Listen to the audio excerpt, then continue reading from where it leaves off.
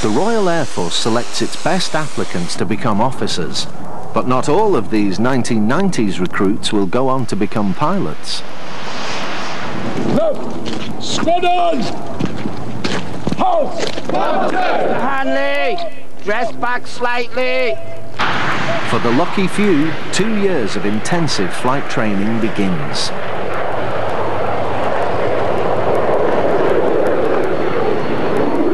Should we have an emergency on the runway during takeoff, it's absolutely SOP. If you have a bird strike, leave the engine alone, slow down, climb up and divert. Any questions? Let's go.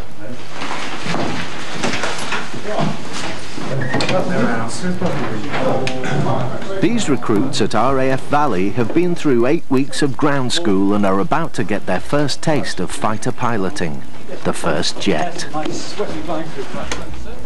They will be instructed in depth about the finer characteristics of the aerodynamics of their new aircraft. Today, these pilots will be rehearsing many of the skills and procedures they have already learnt in propeller aircraft. Only here, it all happens at vastly increased speeds.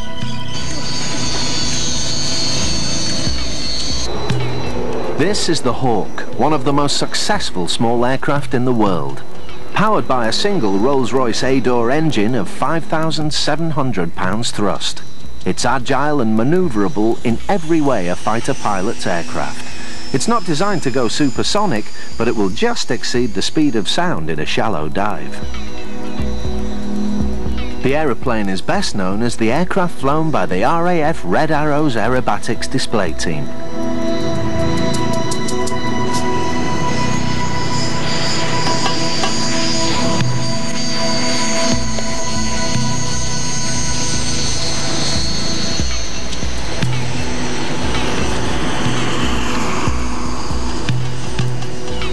This is a routine exercise.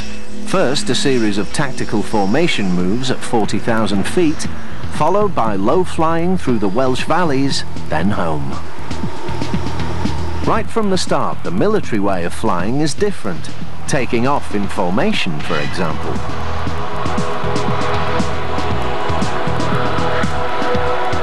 The reasons are simple. Sending 3 aircraft up as a single unit saves time on the runway and saves airspace, 2 very valuable commodities in a war. The plane climbs at 300 knots, converting to Mach 0.7 as height is gained. At that rate, you can be at 40,000 feet in 10 minutes from brake release.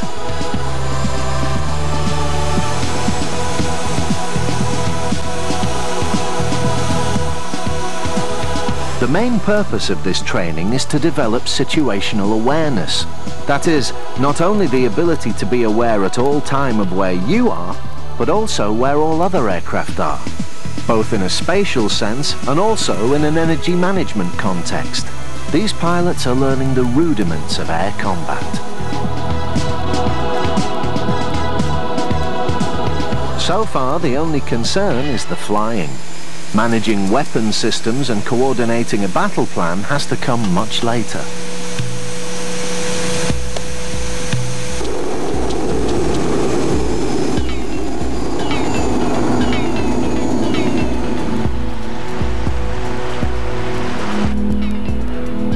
These student pilots are now getting some idea of the workload and discipline involved in flying a modern fighter in formation. Apart from the practical advantages, these exercises are vital in building leadership, discipline and trust. Low level for this flight is 250 feet above the ground. The Hawk is travelling at 500 miles or 800 kilometers an hour. These pilots are flying at half the height allowed to commercial pilots, and they must remain focused on their surroundings at all times. With the altimeter valueless at this altitude, the pilot only has his judgment and experience to help him. The aim of this training is to learn how to deliver bombs to their targets without being shot down or picked up by enemy radar. But for the student, it's also a taste of the sheer joy of flying a fast jet. To be a good combat pilot, you need good spatial orientation to visualize the combat situation. The reason most fights are won is for aggressiveness. That's what fighter pilots are all about. But the reason most fights are lost is because of aggressiveness too. You gotta know where the line is.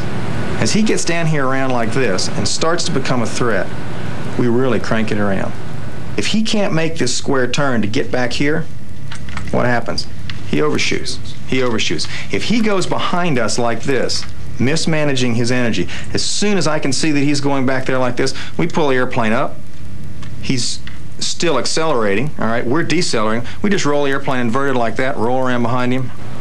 Boom. We're right there. Be a big light going on. You go, wow.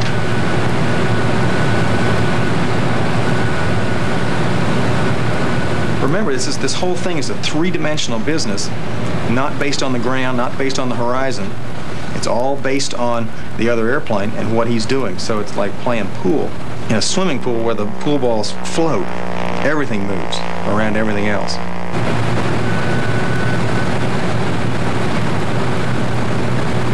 Vandaag, objective, a 4-ship low cap. In Holland, these students of 322 Squadron of the Royal Netherlands Air Force are not yet considered qualified pilots, despite having been assigned to the squadron. These junior pilots will amass air miles over the coming months before becoming fully capable and combat ready.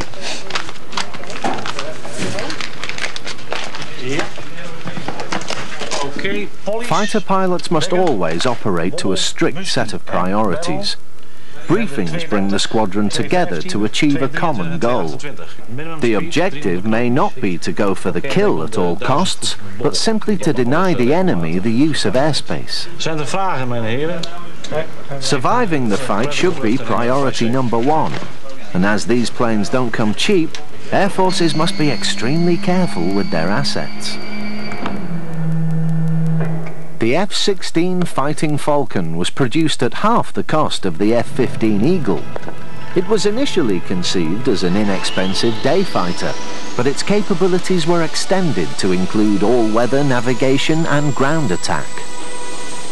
It was adopted by air forces around the world to take on an increasing number of roles as other aircraft go into retirement.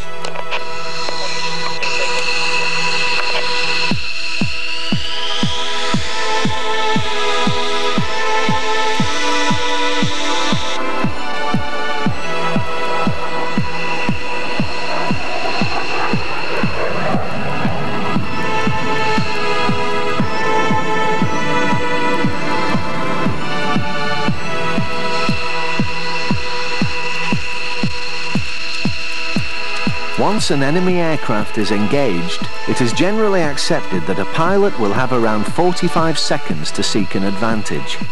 Modern aerial warfare has been reduced to the 1-minute engagement. At all times, the pilot must weigh up whether to continue in the fight. There is nothing to be gained by both aircraft being shot out of the sky. Despite being surrounded by a web of rules and regulations, once in close combat, the fighter pilot is entirely on his own. Ik denk het individualistische.